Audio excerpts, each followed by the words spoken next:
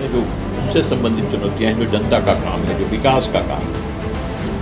जातीय जनगणना के बिना कोई धरती नहीं हिल रही है और ऐसा कुछ नहीं है जो उसके बिना रुक जाएगा सब कुछ। जातीय जनगणना अगर आवश्यक है, लोग आवश्यक उसको समझते हैं, तुरंत होना है, तो राज्य का तो अधिकार है, राज्य कर सकता है, तो राज्य करे अपना, इसमें कहीं कोई दिक्कत नहीं है।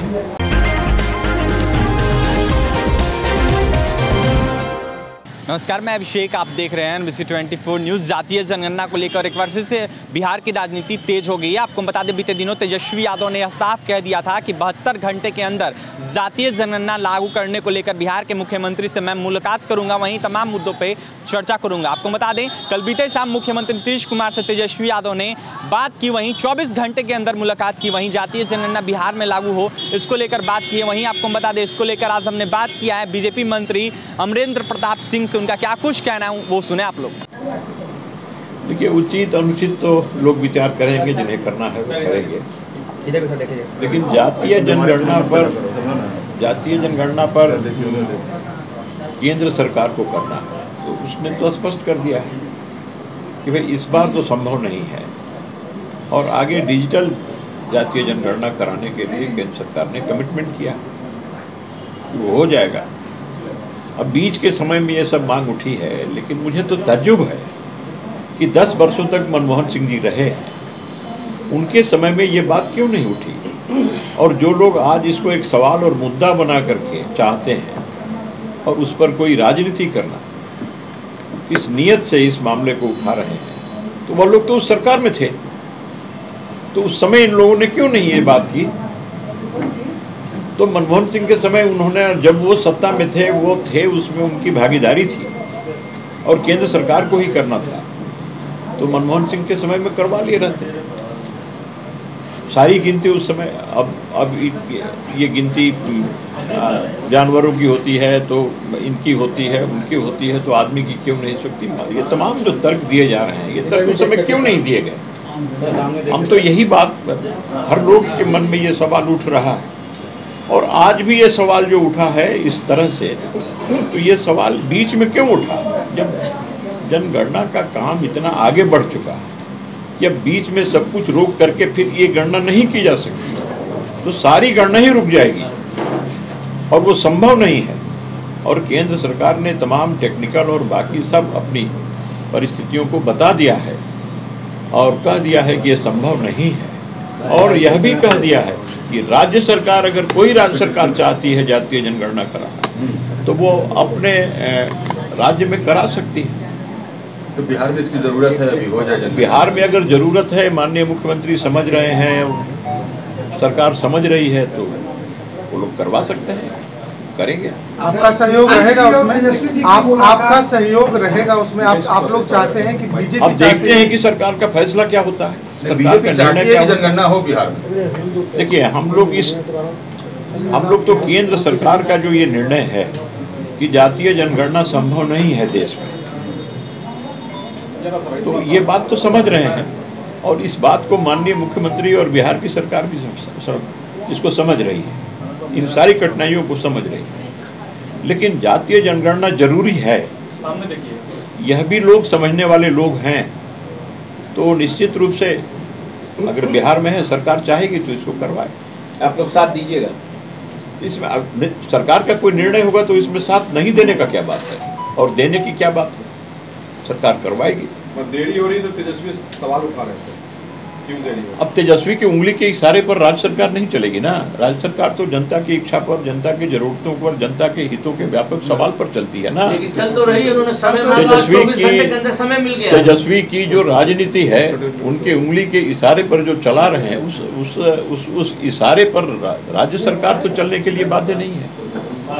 हम तो जनता के इशारे पर, जनता की उंगली के इशारे पर चलने वाले लोग हैं। चल तो रही है ना, उन्होंने 72 घंटे का समय मांगा और 24 घंटे के अंदर समय मिल गया उनको वहाँ से। मुख्यमंत्री से क्या माना जाए इसको, सर मंत्री जी? अब ये देखिए, जितनी बातें होती हैं, जितनी घटनाएं घटती हैं, सबका कोई राजनीतिक अर्थ मत निकाला करिए। विपक्ष के नेता हैं, अगर उन्होंने समय दिया है कि इतने घंटे बाद हम सड़क पे उतरेंगे, तो ये लोकतांत्रिक तरीके से चुनी हुई एक लोकप्रिय सरकार है, ये पॉपुलर गवर्नमेंट है। डेमोक्रेसी में जो पॉपुलर गवर्नमेंट है, उसका कर्तव्य होता है कि विपक्ष की आवाज़ सुने। तो ऐसा मुख्यमंत्री ने कर दिया तो कौन भारी उसमें दोष हो गया। उन्होंने 48 घंटा का समय दिया, मुख्यमंत्री ने 24 घंटे में सुन लिया, तो कौन बुरा कर दिया? अच्छा ही है, सुन लिया। इस मुलाकात को क्या समझा जाए? लेकिन सुन के उन्होंने, अब वो तो समझने का काम आपका है और आप समझ रहे हैं सब कुछ।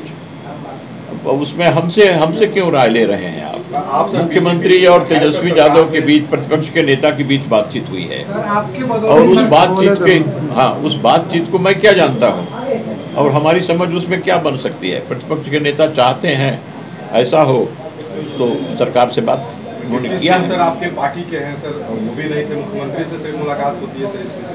हाँ, तो मुख्यमंत्री है, हमारे भी सरकार के मुखिया हैं, हम उस सरकार में हैं, इसमें क्या दिक्कत है? मुख्यमंत्री मिले तो उनसे मिले तो मुख्यमंत्री ने उनको जो कहा होगा। इसके बाद मुख्यमंत्री को इस बात को आगे बढ़ाना होगा तो जरूर हम लोगों को बताएंगे। बिना विमर्श का, बिना सलाह का सरकार थोड़े कुछ निर्णय लेगी, ऐसा नहीं है। माननीय मुख्यमंत्री का कोई भी फैसला बिना विमर्श का वो नहीं करते। लोकतांत्रिक और तौर तरीकों में माननीय मुख्यमंत्री विश्वास रखते हैं। बीजेपी का शेयर रहेगा उसमें? बीजेपी इस मंत्रिमंडल में शामिल है, इस सरकार में शामिल है, तो बीजेपी से आखिर मंत्रणा की मुख्यमंत्री क्यों नहीं करेंगे? जरूर करेंगे। अब जातीय जनगणना पर आप लोगों से कोई बात हुई मुख्यमंत्री की अभी तक? नहीं, मुख्यमंत्री ने उनके साथ, मुख्यमंत्री जी के साथ जो प्रतिनिधिमंडल गया था उसमें बीजेपी भी थी और बीजेपी के भी प्रतिनिधि उसमें गए थे।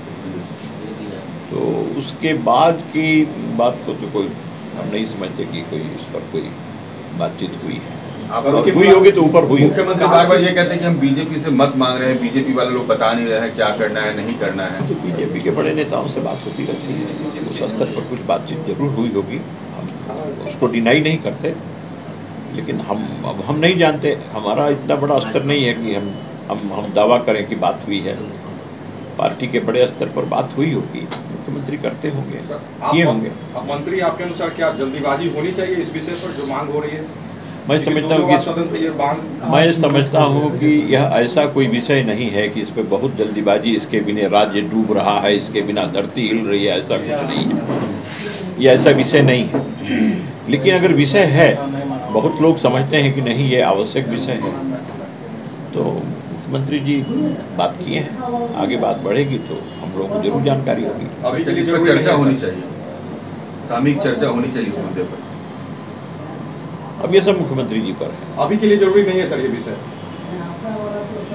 हम नहीं समझते कि ये विषय बहुत आवश्यक है।